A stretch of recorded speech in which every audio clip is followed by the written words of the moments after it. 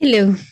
Yes, I'm going to read you a story by short story, very short story by, if it is very short, perhaps I'll read you two, by Greene. This one written in 1937, and it is called The Innocent. It was a mistake to take Lola there. I knew it the moment we alighted from the train at the small country station. On an autumn evening, one remembers more of childhood than at any other time of the year.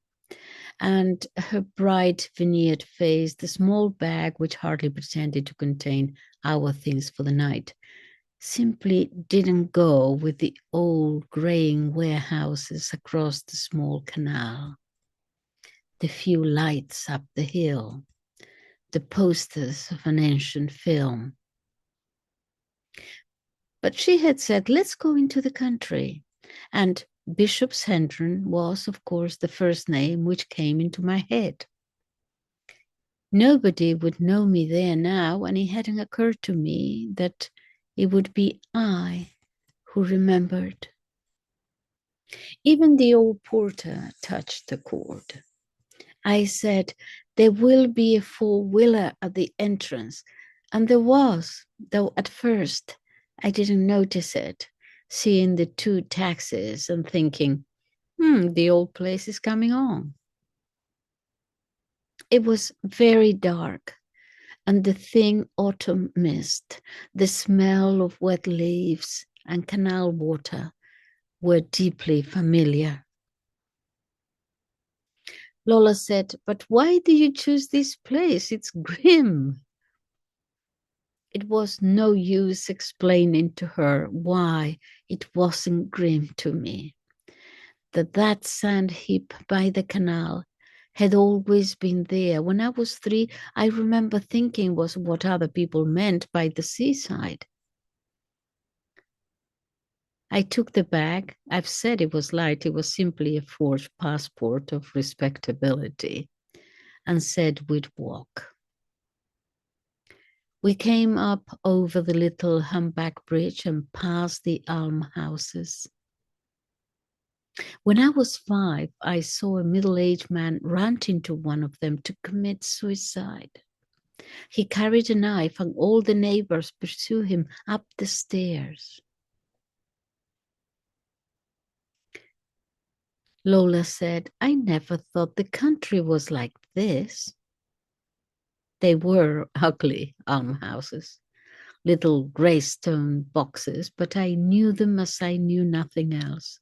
It was like listening to music all this walk. But I had to say something to Lola. It wasn't her fault that she didn't belong there. We passed the school, the church, and came round into the old wide high street and the sense of the first 12 years of life. If I hadn't come, I shouldn't have known that sense would be so strong, because those years hadn't been particularly happy or particularly miserable. They had been ordinary years, but now with the smell of wood fires, of the cold striking up from the dark, damp paving stones, I thought I knew what it was that held me. It was the smell of innocence. And I said to Lola, it's a good inn, and there will be, but there is nothing here, you'll see. So to keep us up, we'll have dinner and drinks and go to bed. But the worst of it was that I couldn't help wishing that I were alone. I hadn't been back all these years. I hadn't realized how well I remembered the place. Things I'd quite forgotten, like that sand heap, were coming back with an effect of pathos and nostalgia. I could have been very happy that night in a melancholy autumnal way, wandering about the little town by myself, picking up clues to that time of life when, however miserable we are, we have expectations. It wouldn't be the same if I came back again, for then there would be the memories of Lola, and Lola meant just nothing at all. We had happened to pick each other up at the bar the day before and liked each other. Lola was all right. There was no one I would rather spend the night with, but she didn't fit with these memories. We ought to have gone to Maidenhead. That's country too. The inn was not quite where I remembered it. There was the town hall, but they had built a new cinema with a Moorish dome and a cafe, and there was a garage which hadn't existed in my time. And I had forgotten, too, the turning to the left up a steep village hill. I don't believe that road was there in my day, I said. Your day? Lola asked. Oh, didn't I tell you? I was born here. You must get a kick out of bringing me here, Lola said. I suppose you used to think of nights like this when you were a boy. Yes, I said, because it wasn't her fault. She was all right. I liked her scent. She used a good shade of lipstick. It was costing me a lot, $5 for Lola, and then all the bills and fares and drinks. But I had thought it money well spent anywhere else in the world. I lingered at the bottom of that road. Something was stirring in the mind, but I don't think I should have remembered what it was if a crowd of children hadn't come down the hill at that moment into the frosty lamplight, their voices sharp and shrill, their breath fuming as they passed under the lamps. They all carried linen bags, and some of the bags were embroidered with initials. They were in their best clothes and a little self-conscious. The small girls kept to themselves in a kind of compact, beleaguered group, and one thought of hair ribbons and shining shoes and the sedate tinkle of a piano.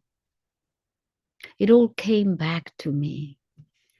They had been to a dancing lesson, just as I used to go to a small square house with a drive or rhododendrons halfway up the hill. More than ever, I wished that Lola were not with me. Less than ever did she fit. As I thought, something's missing from the picture. And a sense of pain glowed dully at the bottom of my brain. We had several drinks at the bar, but there was half an hour before they would agree to serve dinner. I said to Lola, you don't want to be dragged around this town. If you don't mind, I'll just slip out for 10 minutes and have a look at the place I used to know. She didn't mind. There was a local man, perhaps a schoolmaster there at the bar, simply longing to stand her a drink. I could see how he envied me, coming down with her like this from town, just for a night. I walked up the hill. The first houses were all new. I resented them. They hid such things as fields and gates I might have remembered. It was like a map which had got wet in the pocket and pieces had stuck together. When you opened it, there were whole patches hidden. But halfway up, there the house really was, the drive. Perhaps the same old lady was giving lessons. Children exaggerate age.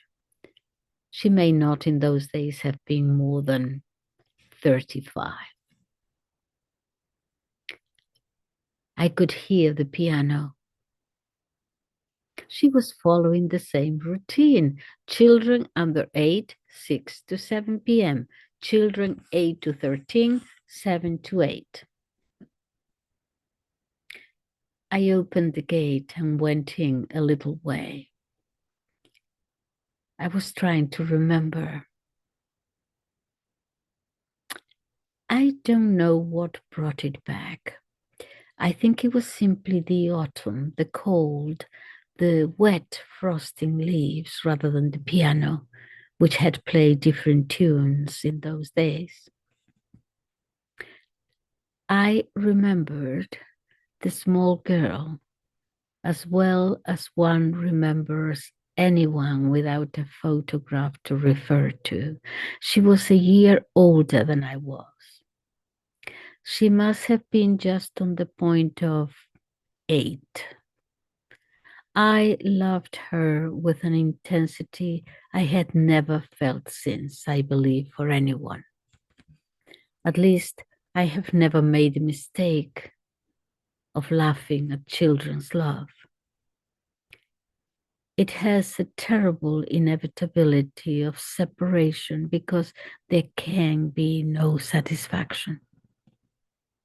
Of course, one invents tales of houses on fire, of war and forlorn charges, which proves one's courage in her eyes, but never of marriage. One knows without being told that that can't happen. But the knowledge doesn't mean that one suffers less.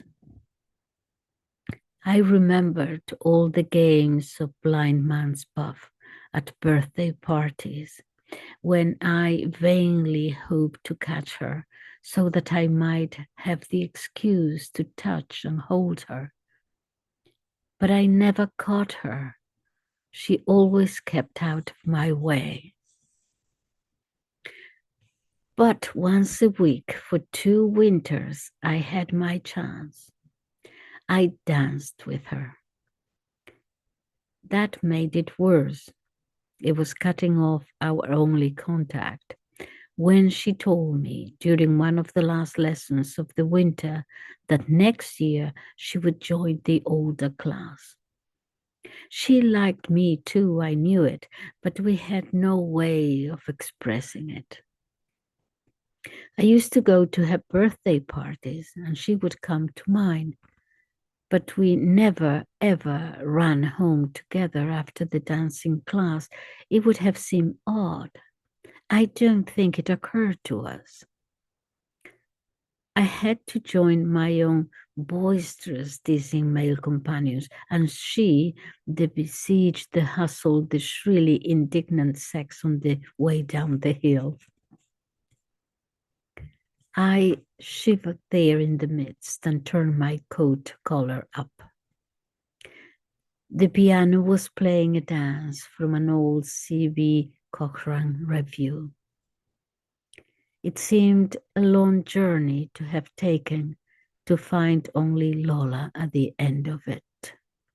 There is something about innocence one is never quite resigned to lose.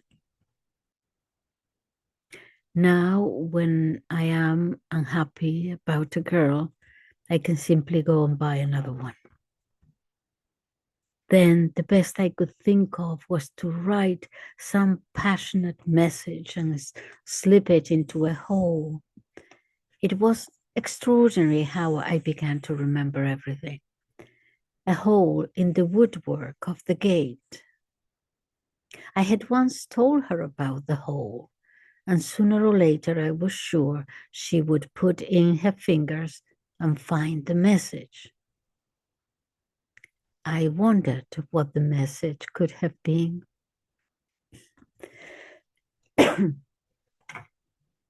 One wasn't able to express much, I thought, in those days. But because the expression was inadequate, it didn't mean that the pain was shallower than what one sometimes suffers now. I remembered how for days I had felt in the hole and always found the message there. She never saw it. Then the dancing lessons stopped. Probably by the next winter I had forgotten. As I went out of the gate, I looked to see if the hole existed. It was there. I put in my finger, and in its safe shelter from the seasons and the years, the scrap of paper rested yet. I pulled it out and opened it. Then I struck a match, a tiny glow of heat in the midst and dark. It was a shock to see, by its diminutive flame, a picture of crude obscenity. There could be no mistake. There were my initials below, the childish, inaccurate sketch of a man and a woman. But it woke fewer memories than the fume of breath, the linen bags, a damp leaf, or the pile of sand. I didn't recognize it. It might have been drawn by a dirty-minded stranger on a lavatory wall. All I could remember was purity, the intensity, the pain of that passion.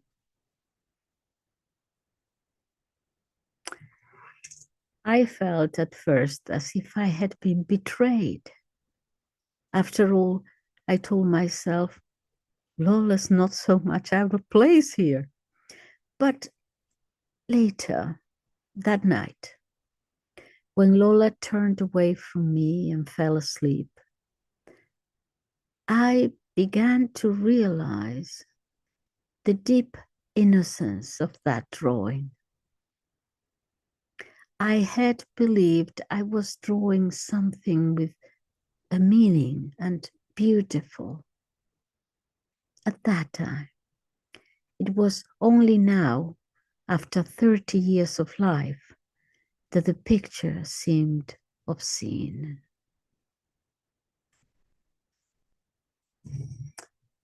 Graham Greene, 1937. Thank you for listening. Bye-bye.